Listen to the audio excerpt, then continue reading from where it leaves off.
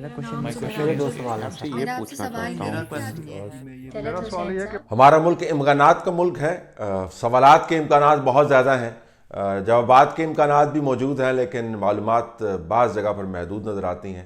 جتنی بھی معلومات ہمارے پاس موجود ہیں اپنے تجربے کے پیش نظر آپ کے سوالوں کے جوابوں کی صورت میں حاضر کریں گے، تو پوچھیں۔ طلعت حسین صاحب، میں عامر جمیل بات کر رہا ہوں کراچی سے۔ سر، یہ جو خان صاحب بار بار کہے جا رہے ہیں کہ آرگنائز مافیا ہیں جو اس ملک میں موجود ہیں، اور پھر میں ان مافیا سے لڑنے کے لیے آیا ہوں، لیکن جب مافیا کی بات آتی ہے تو ان کے برابر میں بیٹھے ہوئے نظر آتے ہیں۔ نواز شریف صاحب کی شوگر ملیں لیکن ان کو کچھ نہیں کہتے، تو یہ تو آرگنائز مافیا۔ اگر تمباکو والے کی بات کریں تو کے پی کے ان کے وزیر خود کے نظر آتے ہیں، تو یہ کس آرگنائز مافیا کی بات کرتے ہیں؟ پھر اوپر سے جو الزام میڈیا والوں پہ لگایا جاتا ہے، یا یہ جو ہمارے جو کرنٹ افیئرس کے شو جو یوٹیوب پہ چلا رہے ہیں ان پہ لگایا جاتا ہے کہ یہ ماحول خراب کر رہے ہیں، میڈیا پازیٹیو رپورٹنگ کرے۔ تو جب آپ نے مافیا سے لڑنا ہے، جب آپ نے مافیا کے خلاف بات کرنی، تو آپ سب سے پہلے وہ حضرت علی کا قول ہے نا کہ نیکی کی ابتدا تو آپ کے گھر سے ہوتی ہے، تو کیا خان صاحب وہ نیکی کی ابتدا نہیں کرنا چاہ رہے؟ بہت شکریہ سر آپ کا، اگر آپ جواب دیں تو۔ جواب آپ نے خود ہی دے دیا، تو ظاہر نہیں کرنا چاہ رہے۔ اگر کرنا چاہ رہے ہوتے تو میں نے پچھلے سوال کے جواب میں کہا ہے نا، تو پھر نام لے لیں، بتا دینا ملک کے وزیر اعظم ہے، تمام معلومات ہیں۔ اگر ان کو یہ پتہ ہے کہ ان کا کے پی کے کا وزیر جو ہے ان کے کے پی کے چیف منسٹر کے بارے میں کیا باتیں کر رہا ہے، اور ٹرانسکرپشن کے سامنے پڑے ہوتے ہیں، تو مافیاز کے ٹرانسکرپشن کے سامنے نہیں پڑے ہوں گے۔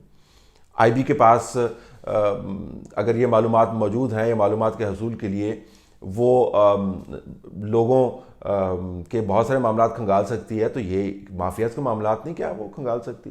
مقتدر حلقے کی طرف سے جو معلومات کا فلو ہے، کیا ان کے پاس موجود نہیں ہوگا؟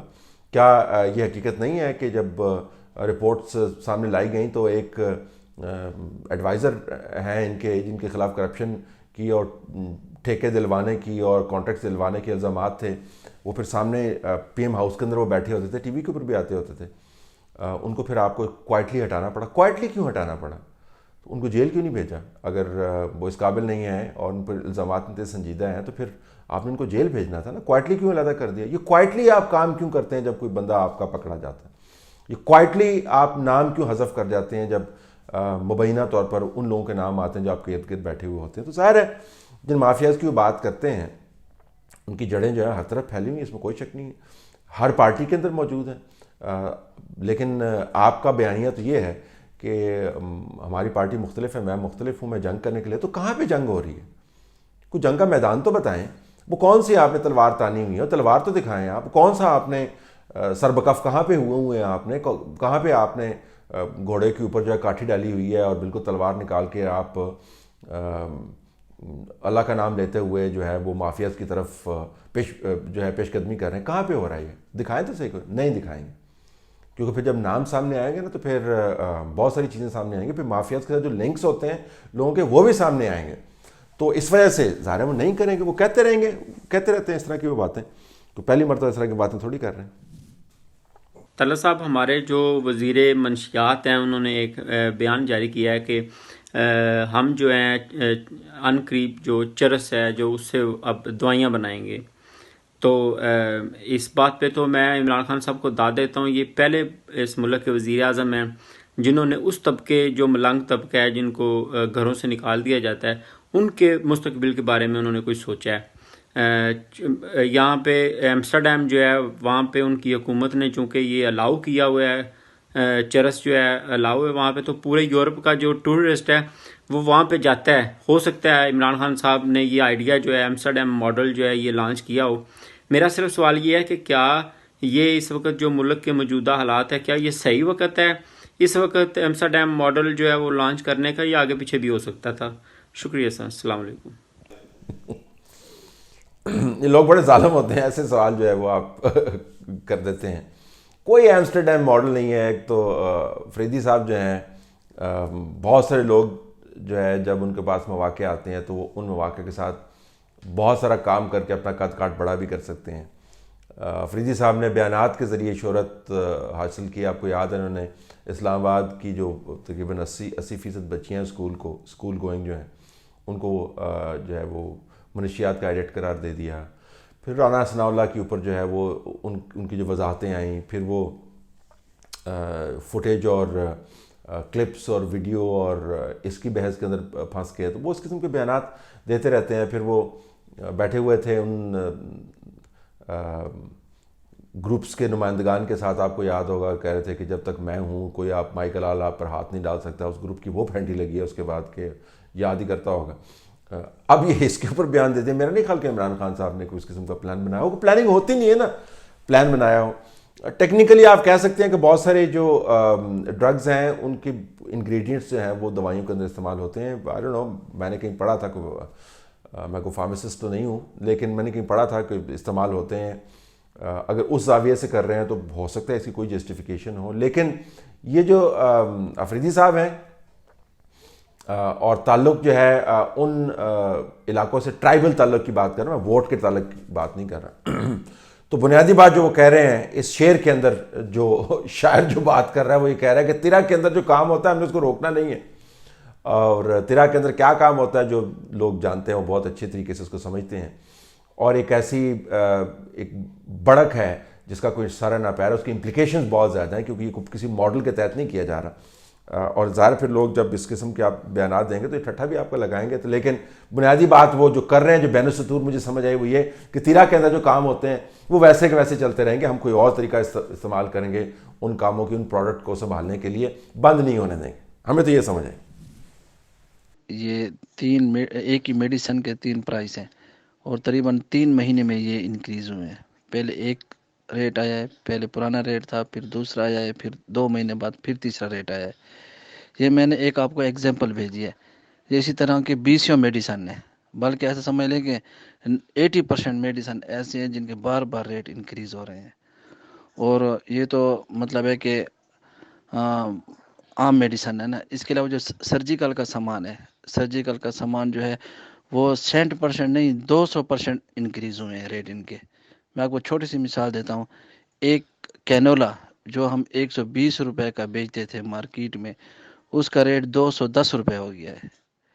اسی طرح یہ جو پلستر استعمال ہوتا ہے، اس میں جو یہ کریپ بینڈیج استعمال ہوتی ہے، اس کے ریٹ بہت زیادہ انکریز ہو گئے ہیں. اسی طرح جپسونا جو پہلے 100 روپے کا ملتا تھا اس کا ریٹ ڈبل ہو گیا ہے. تو یہ عوام کو پتہ بھی نہیں ہے ان کا، کیونکہ عام جو میڈیسن ہے جیسے عام یوز میں وہ ہوتی ہیں، عام بلڈ پریشر یا شوگر، وہ چلو 20% یا 15% انکریز ہوئی ہے نا.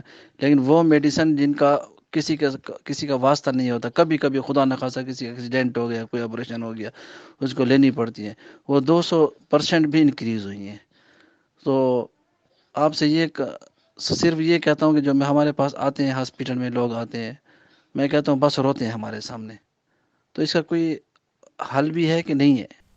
آپ نے بالکل ٹھیک کہا جی کہ میڈیکل سٹورز کے اوپر آپ جا کے دیکھیں تو جو لوگ تنگ دست ہوتے ہیں، جب وہ نسخہ دیتے ہیں اور پھر نسخے کے اوپر جب کاؤنٹر کے پر ایک کھڑا ہوا بندہ جو ہے وہ ان کو قیمتیں بتاتا ہے، تو کس طریقے سے ڈاکٹروں کی لکھی ہوئی دوائیوں کی یا وہ مقدار کم کر رہے ہوتے ہیں خود سے، یا تعداد کم کر رہے ہوتے ہیں، یا پھر باہر جا رہے ہوتے ہیں. یہ دل توڑ دینے والے مناظر ہوتے ہیں. چونکہ آپ سیل کے اندر ہیں تو آپ یہ مناظر روز دیکھتے ہوں گے. حیرانی کی بات یہ ہے کہ اس ملک کے اندر اس حکومت کے اندر ڈاکٹرز کی بھرمار ہے. ڈاکٹر ثانیہ نشتر ہیں، ڈاکٹر ظفر مرزا ہیں، ڈاکٹر الوی ہیں، ڈاکٹر یاسمین راشد ہیں، اور ڈاکٹر عاشق اوان کو ہم کیسے بھول سکتے ہیں، 4-5 اور بھی ہوں گے.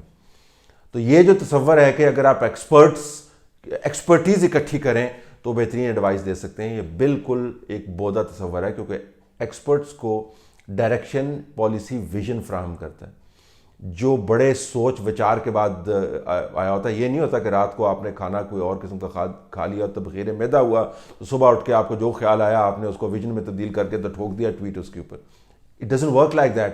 ویژنس کو ترتیب دینے کے لیے لوگوں کو دن رات ایک کرنا پڑتا ہے، تب جا کے ڈاکومنٹس تیار ہوتے ہیں جس کی بنیاد کے اوپر پالیسی گائیڈ لائنس دی جاتی ہیں، جس کے اوپر ایکسپرٹس جو عمل درآمد کرتے ہیں. یہ بڑا کہنے کو سادہ سا پروسیجر ہے، لیکن یہ ایک طرح سے کمپلیکس پروسیجر بھی ہے. اس کے اندر بڑی کشت کاٹنی پڑتی ہے، بڑی محنت کرنی پڑتی ہے، دماغ لڑانا پڑتا ہے اور دن رات ایک کرنا پڑتا ہے. وہ تو ہم نے کرنا نہیں ہے. تو یہ تمام ایکسپرٹس جو ہیں موجود ہیں.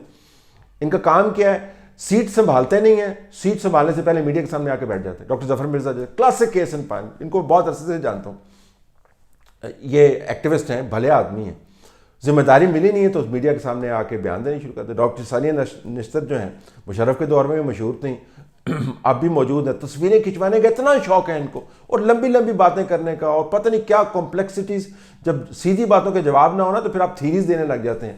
ڈاکٹر عاشق اعوان, ڈاکٹر الوی صاحب کے بارے میں, ڈاکٹر عاشق اعوان صاحبہ کے بارے میں کیا بات کریں. یاسمین راشد جس طریقے سے ٹیکل ہوا ہے پنجاب کے ہیلتھ کرائسس, وہ آپ کے سامنے ہے. تو جب تک اوپر سے ویژن نہیں ہوگا, اور دوائیوں کا از اے ڈیزاسٹر, چونکہ وہ ڈیلی کھانے پینے کا معاملہ نہیں ہوتا نا, تو اس وجہ سے چینی, شوگر, تیل اور فروٹ اور دودھ, اور جس سے آپ کا پیٹ بھرتا ہے, جس سے آپ نے زندگی چلانی ہوتی ہے, توانائی آپ کو چاہیے, تو ان معاملات کی طرح نہیں ہے نا, یہ بیماری ہے تھوڑی سی طویل المدت ہے, تو لہٰذا اس کے گرد ہاہاکار مچتی آپ کو نظر نہیں آتی. ویسے بھی جو بیمار ہے وہ بہت مشکل حالت کے اندر ہوتا ہے, وہ اپنی بیماری کو ٹیکل کرے گا یا باہر آ کے احتجاج کرے گا. بٹ جو health sector is a disaster, اور یہ وہ ہیلتھ سیکٹر ہے جس کے اوپر آپ تصویریں اٹھا کے دیکھ لیں, ہر کارڈ کے اوپر تصویر لگی ہوئی ہے, ہر جگہ پہ پوسٹرز لگے ہوئے, پتہ لگتا ہے پتہ نہیں ہم کیا کام کر رہے ہیں. تو یہ بہت بڑا ڈیزاسٹر ہے, آپ صحیح کہہ رہے ہیں.